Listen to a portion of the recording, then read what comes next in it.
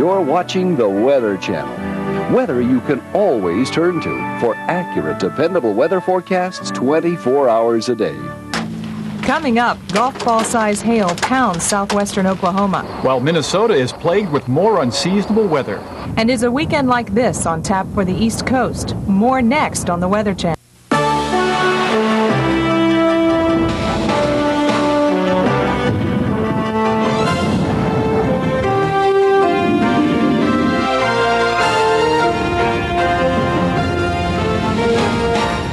Well, much of the nation is enjoying the nicest stretch of spring weather so far. Big question is, will it last into the weekend? I'm Tom Chisholm. And I'm Janetta Jones. Unfortunately, some sections of the country are not so lucky. Along with springtime comes severe weather. And along with severe weather, like we saw last night, comes a lot of hail. We're going to take you to Oklahoma, first of all, and show you what was going on last night. This video was shot just outside of Davidson, Oklahoma, late yesterday. Most of the hail was bigger than a golf ball, but smaller than a tennis ball. It fell solidly for the better part of an hour. In Jackson County, they reported 1-inch size hail, and some wheat fields were destroyed between Davidson and Frederick. And a few people driving through the area at the time had their car windshields broken. Well, hail is associated with severe thunderstorms. It can cause great damage to crops and property. But how does hail form? Dennis Smith explains. This is Orlando in March. What an incredible sight. Some residents had to dig their cars out of 5 inches of hail. A very strange occurrence. Hail is normally associated with spring thunderstorms. Hailstones can range in size from small peas to that of golf balls and sometimes as big as grapefruit. They can break windows, dent cars, and cause extensive crop damage. The life of a hailstone starts as a tiny ice particle in the cold upper reaches of the storm cloud. The updrafts and downdrafts of the thunderstorm take it on a wild roller coaster ride. Down into the warmer air to pick up water droplets, then back up into the colder temperatures, then down again. The stronger the updraft, the longer the ride, the larger the hailstone. Finally, the stone gets too heavy and the mature hailstone races to the ground. The length of the roller coaster ride can be measured by cutting open the hailstone. Each ring of ice represents another trip up and down the thunderstorm. The largest hailstone ever recorded fell in Coffeyville, Kansas, and weighed 1 2/3 pounds. Dennis Smith, The Weather Channel. Well, there wasn't hail this morning in Stillwater, Oklahoma, but morning showers didn't help folks in Stillwater escape from some high water problems. It's a difficult scene out there. The standing water today is from 4 inches of rain that fell yesterday and another 2 to 4 inches of rain that drenched the area overnight. On some roads, water was reported to be 7 feet deep. 2 apartment complexes and 3 homes have been evacuated. Some residents were allowed to return home this morning. There was no spring weather across Minnesota today. Old man winter is back. On the last day of April, we would expect April rain showers, but snow showers were the rule across Duluth early this morning. The snow was light and really didn't accumulate much on grassy surfaces. It was a pretty winter scene out there, but a few slick spots were showing up on the roadways this afternoon. It looks like cloudy, damp weather will continue across much of northern Minnesota over the next 24 hours. The reason? Well, it's low pressure, and this is circulation around from the north is drawing down some chilly air out of Canada. That cold air filtering down into northern Minnesota. However, along the eastern seaboard, it's high pressure that's very strong right now, and that means some fine weather for the next 24 hours. With a few little problems, coastal sea breezes again kicking in Boston, New York City, Philadelphia. That ocean water out there is chilly. We'll just see how far east those showers will get over the next several days. More on that in just a moment. In the meantime, there are some showers and thunderstorms beginning to fire up in the south, and there's yet again the threat of severe weather in parts of South Texas. A night of showers in Michigan.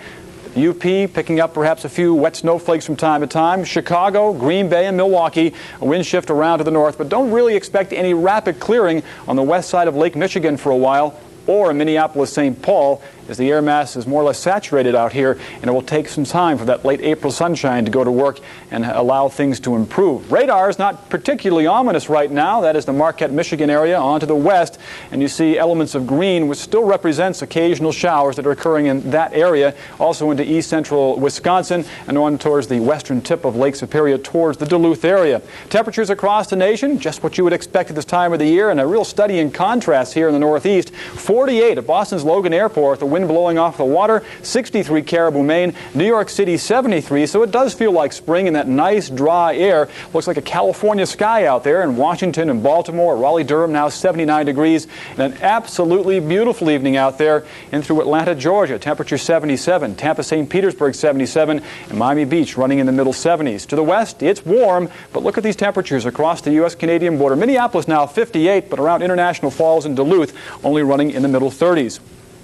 Areas of green represent where locally heavy rains are now occurring from Little Rock, Arkansas into southeast Missouri and on through coastal Texas. In fact, along that stationary front, we have a brand new severe thunderstorm watch in effect until 11 p.m. Central Daylight Time. Gusty winds, heavy downpours, and the possibility of some local flooding possible in some heavy storms that may be occurring around the Brownsville area and may last until, again, the late evening hours. A look at our radar right now, and it shows perhaps no severe weather right now through Arkansas, but the dark elements of green showing where the heavy rain are occurring from Jonesboro, Arkansas, south and west into Little Rock. Well, April is a decidedly active month weather-wise, and, well, it was back on this date in 1963 that a particularly violent tornado ripped on through Shannon, Mississippi. It was a tornado that ripped through that town and destroying 27 homes as it went on an 18-mile path.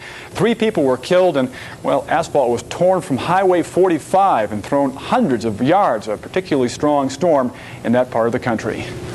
Well, nice spring weather is finally spreading on into the northeastern section of the country after a cold winter-like precipitation fell just a few days ago. Hartford, Connecticut was a very nice sunny spot today. Folks were having lunch and even taking naps in the park. The weather was certainly nice enough for any outside activities. There was plenty of sunshine, temperatures all the way up in the upper 70s. You gotta love that. Tomorrow's forecast calls for more nice, warm weather into Connecticut. Well, Friday morning is going to be a chilly one in the northeast, but you'll have nice warm temperatures once again tomorrow afternoon. Isn't that the case? Usually in spring you have cool nights and warm afternoons. At least that's what we hope for, right? High pressure still in control across the southeast. We don't think any of this precipitation is going to move in your direction. What is going to happen is sort of complicated, and let me explain. This frontal boundary is going to break apart or dissipate, okay? But we have another weak system that's forming just back here in parts of Colorado. So we get rid of one system and the next one gets better organized and kicks out in its place. Moisture still returning out of the Gulf of Mexico because keep in mind, we still have this area of high pressure with a clockwise rotation, and that just helps pull in that moisture out of the Gulf of Mexico. And unfortunately, rain is in the forecast for some regions of the country that are already saturated. Texas, for example, Louisiana and Arkansas. High pressure building into the west before the next trough moves into your direction. Best chance of heavier rainfall to the south in parts of Texas. And the best chance of snowfall will be in the Pacific Northwest, the Cascades primarily. Temperatures, like I said, will be chilly tomorrow morning in the 40s, basically, for morning lows. Afternoon highs, though, back into the 60s and the 70s. Some 80s hugging the eastern seaboard to the south. And we've got some 100s on our map. Boy, it's been a while since we've seen that, huh?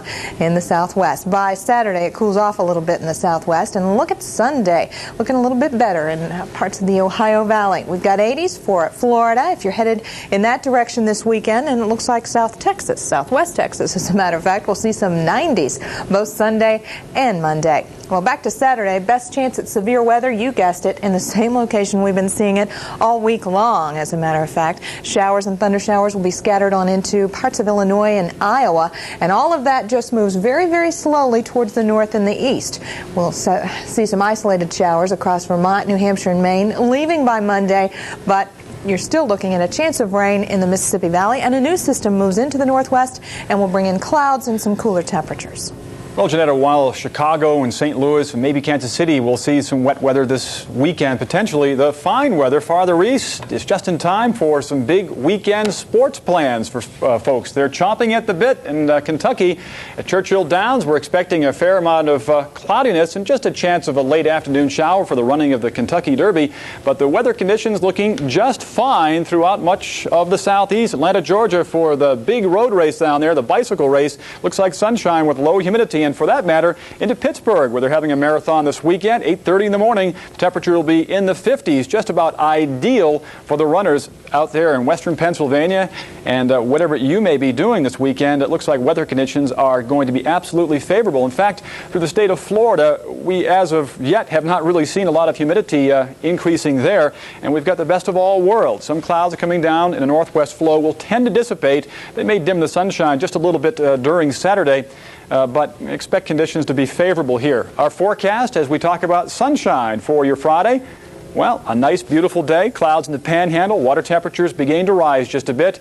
And your afternoon temperatures, well, they'll be in the lower 80s. And looks like some fine weather also lasting into at least part of the weekend. So we can almost split the nation in thirds here.